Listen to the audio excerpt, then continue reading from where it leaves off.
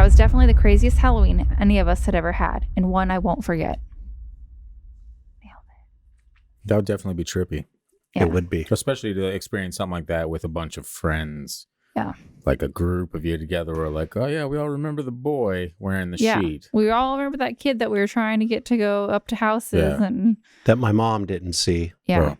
Which always goes back to like with kids, like you know, just not being clouded by everything, having kind of more of an open, pure mind. Yeah.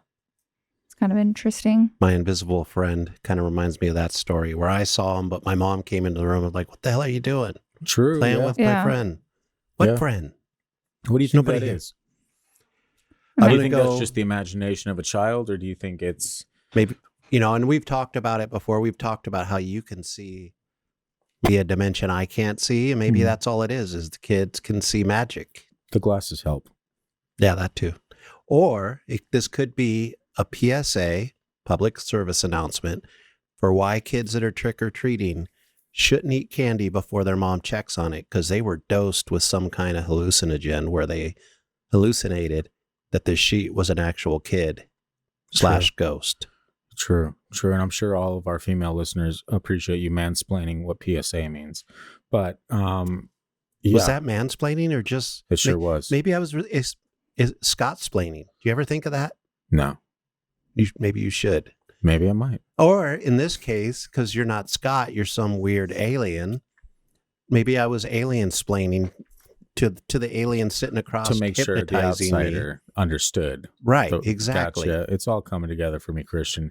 I appreciate you mansplaining that to the alien, which is alien-splaining. Alien-splaining, my mistake. Reptilian-splaining. Or we could make it truly offensive and lizard-splaining. Ooh, Easter that'll eggs. get them. That showed them. Yeah. Yeah, well, Heather, what do you think of that story? That was pretty interesting, yeah? That was definitely interesting. It's not like I mean, what gets me is creepy, like... But it's spooky. I mean, the blue you eyes. hear about people seeing things, but feeling that cool touch too was kind of another added like creep factor to that story. Yeah. But yeah, definitely spooky. Maybe that kid passed away on Halloween as a ghost years ago. Mm-hmm. And all these kids were too young to remember that old story of the kid that got hit by a car on Halloween in 1972. Yeah, because it almost reads kind of like one of those urban legends, right? Right. It almost feels like the lady in white or any of those, little ghost boy, a ghost costume. And we brought her back to her house, and she had been dead for 20 years. Like that type. That's kind of the vibe I get from that story. But it's like one of the few stories you can find that is kind of unsettling, but not scary. Yeah. Not like over the top, freak you out, jump out of your socks, scary. Doesn't it also feel like if you go back in time to when you were a child, you totally can understand that perspective? Like it almost feels familiar. Like maybe you had a moment like that when you were a child that the adults didn't get, but all the kids got. Maybe. All your friends or your peer group at the time saw something similar, but parents looked at you all like you were idiots. Could be. Yeah, I do wonder about that because I have moments where I will look back on something like something that should have been a pretty big instance in your youth that you just kind of gloss over and forget about for a while. And then every once in a while, it'll just pop back up in your head. You'll be like, oh, I remember that day. That was weird. You know? You know, it's funny and it's kind of, and I want to just throw this out there as like part of our scary stories. I talked to my sister a couple days ago and said, hey, do you remember any scary stories?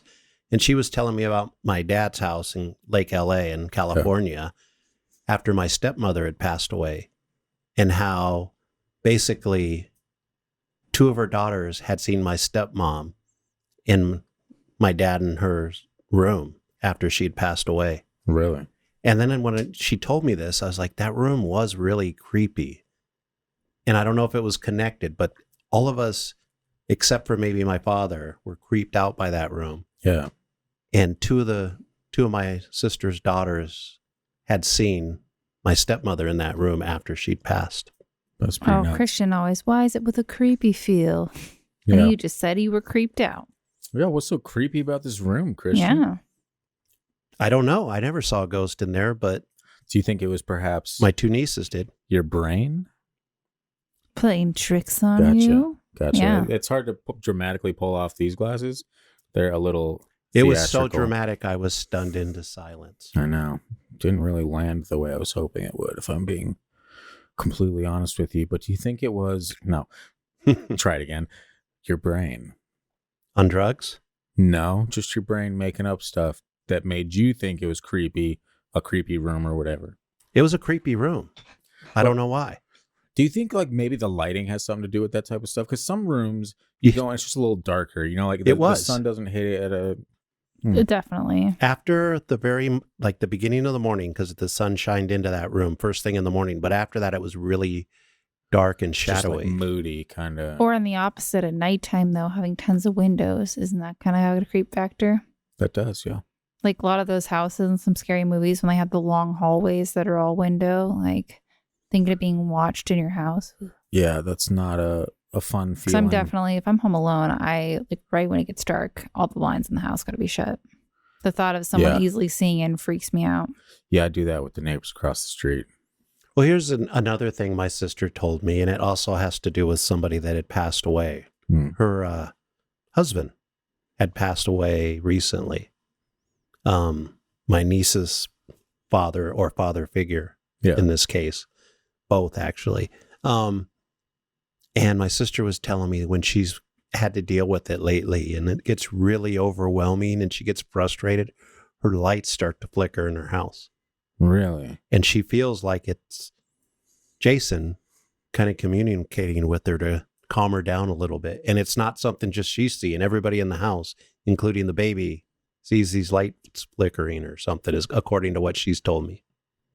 Yeah, there are some weird stories with stuff that it's almost like way too much of a coincidence, like timing wise, for it to just not be something out of the blue paranormal, you know? Right.